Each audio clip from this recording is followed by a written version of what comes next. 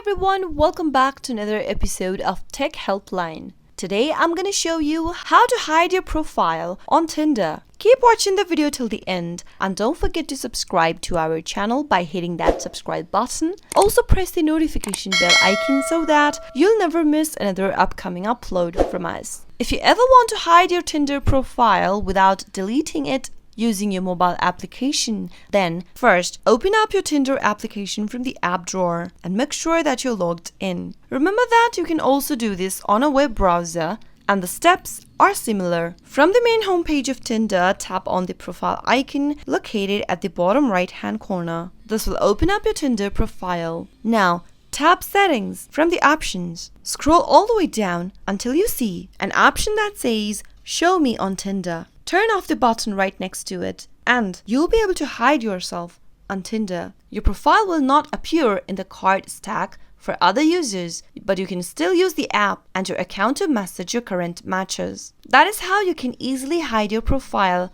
on Tinder. Once you disable the button, tap on Done at the top right hand corner. Now, that way you can easily hide your Tinder profile with just a simple tap.